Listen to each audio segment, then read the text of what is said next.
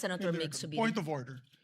Madam President, the point of order. Under Section 93, 94, and 95 on unparliamentary acts and language, I just want to point out that the video that the lady senator presented was obviously opinionated, a propaganda tool, right?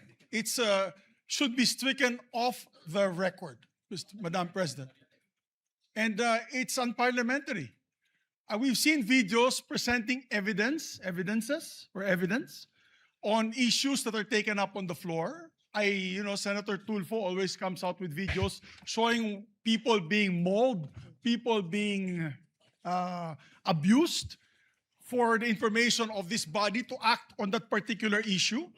But to come up with an opinionated piece like that, ganong klaseng video na propaganda, na sowing intrigue. Kasi ako, Madam President, hindi naman ako sang-ayon sa people's charter change. I was the first one in this institution who fought that kind of move with the PI, and all of us together, kaming lahat, for the first time in the history of the Senate, 24 senators tumayo dyan at pinasapo natin yung Contra People's Initiative, na fake People's Initiative, na talagang kinall out natin yung lahat ng grupo ng tumutulak nun, from the Speaker and even Malacanang, kinalaban natin. Kaya wala kaming kinalaman dyan. Bakit sinama kami dyan sa propaganda na yan? Na dahil kami, Duwag 11? Ano ba yan? Bulaga 11? At grade 13? That should not be shown here. Because what will stop us now, Madam President, for that lady senator, that we come up also with a propaganda video here, papalabas din namin, yung mga sala nila. Oo, kung ano-ano, hindi naman kami ganyan. No? To gain traction, to gain views and publicity, will destroy our fellow colleagues here. Walang ganyanan. Ako, hindi ako nagagalit. Kilala niyo ako. Ako pinaka-amiable dito. Mahal ko kayong lahat. Pero hindi tama yung pangyayaring iyon. Hindi ba? Kung galit po kayo, magsalita po siya dyan, magalit siya sa gobyerno niya. Magalit siya sa kapatid niya. Murahin niya kapatid niya. Pero wag naman niya idamay yung mga tao na walang kinalaman dyan. Katulad niya, never ako kinausap ni Senate President Soto.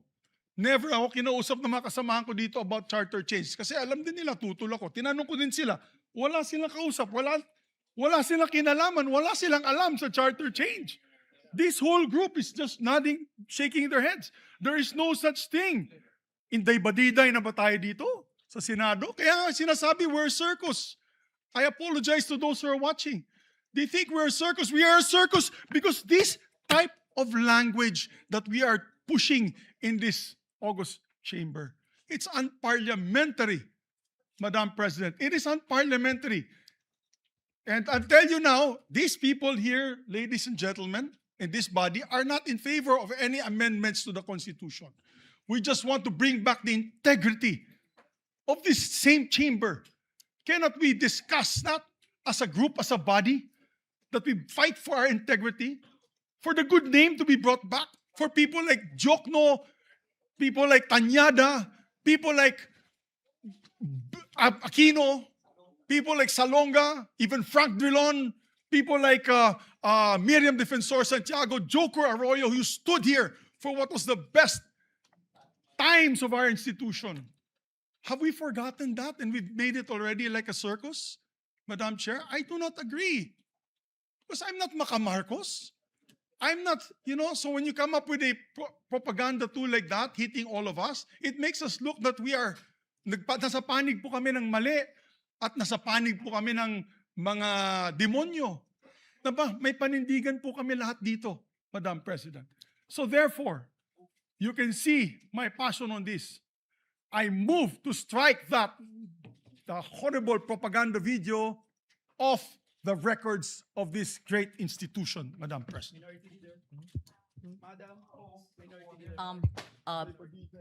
Before I recognize the former Senate President, may I ask the former Senate President, Senator Subiri, is that transformed into your motion? Yes, that's a motion. That is your motion. That is a motion, Madam. Yes.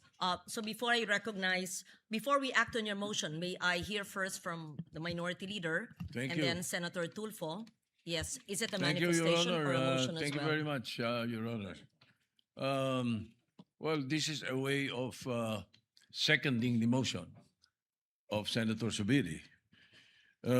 First of all, the presentation, or what we call the editorial video that we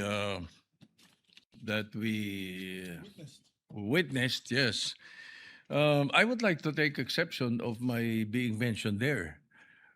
Parang lumalabas na parang lahat ng narinig nila or nakipag-meeting sa akin ang speaker o kung sino pa, parang pumayag ako. Sana tinanong nila yung source nila, pumayag ba ako? Yung mga binabanggit na idea, I did not even mention it to any member of the Senate. Tungkol doon sa mga ideas of, let's say, a regional Senate and all that. Ito mga idea ng mga tao to eh. Di ba? Kung nakikinig ka, narinig mo yung idea, ikaw ba'y sumang-ayon na? Dahil narinig mo? For example, in my case, I have never been in favor of Chacha. Charter change? Never. From the day I became a senator up to the present, ang dami namin pinagdaanan dyan. Ang mas gusto ko, Katsa. C-H-A, not charter change. Ang kailangan natin, Katsa, character change. That is what we need. Kaya kung merong, let's say, may idea ang Speaker of the House, gustong kausapin ng Senate President at sinasabi nila, meron silang mga membro, ganito, idea ganito, nag-idea ganito, ay ibig sabihin ba nun, mali na kagad ako dahil narinig ko? Ano? Did I agree?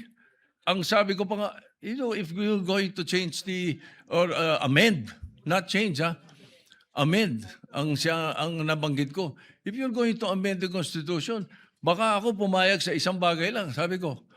At yun in jest ko pa sinabi. Sabi ko, ibaba natin ang edad. Bakit sa Amerika, 35 years old ng presidente? Ang senator, 30. Bakit sa atin 40 and 35? Kaya mali pa rin yung sinasabi doon sa isa sa comment sa the distinguished lady na sinasabi, gusto ko raw iakyat into 50 para ma-disqualify doon sa Duterte. That's not true, Mr. President, Madam President. That's impossible. I never said that. Di ba? I have nothing to do with the proposal for any elections of Sara Duterte in 2028. For all you know, I might vote for her. Di ba? Ano pa yun eh? Hindi pa pwedeng porque pinag-uusapan, narinig mo, yun na kagad. At saka lalabas dito na para bang ako'y nakikiisa.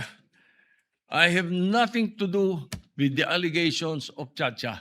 I heard the proposals. I never brought it up to my colleagues, any one of them. Hindi ko binanggit eh.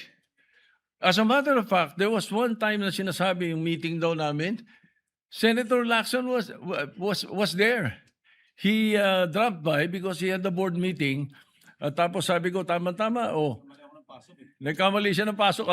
Andun lang kami. Well, it's not a room. It's just the VIP area that's open, very open. Sabi ni Senator Lacson, anong ginagawa nyo rito? Nagkamali ako ng pasok. Hindi, sabi ko, nagkwentuhan lang kami. Sabi ko, at tinanong ko pa siya, ilan ba yung kwartong pinapagawa sa new Senate building? I even asked him that. Bakit? Sabi niya, why? Ito kang kako, yung mga congressmen gustong gawing regional.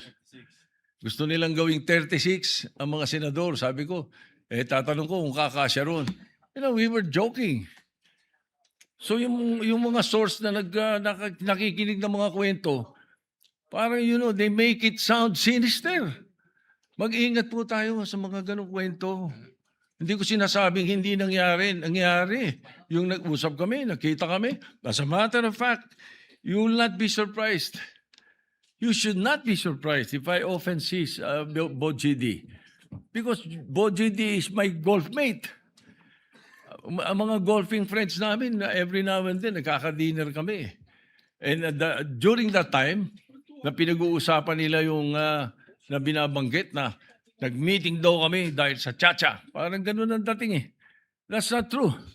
Ang talagang topic namin was the new TW777 of Honma Meres. It's a new set of clubs that Speaker Boji was telling me that he wanted to buy and asked me if I tried it already. Eh kami mga golfing buddies na grupo eh. Even Dom Mendoza was there because Dom Mendoza is NPC also. He's the Secretary General of NPC. So pagka nakikita-kita kami almost every 2 weeks, every month we have an NPC meeting. We always miss you, Madam President, because you seldom attend. You know? So hindi dapat masamahin kung nag-uusap-usap ang mga politiko. Kung may mga idea mga politiko. That's why I really take offense.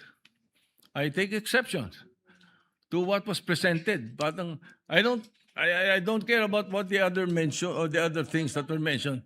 But as far as the issue of my involvement in Chacha is concerned, I vehemently deny. Definitely, I have nothing to do with that.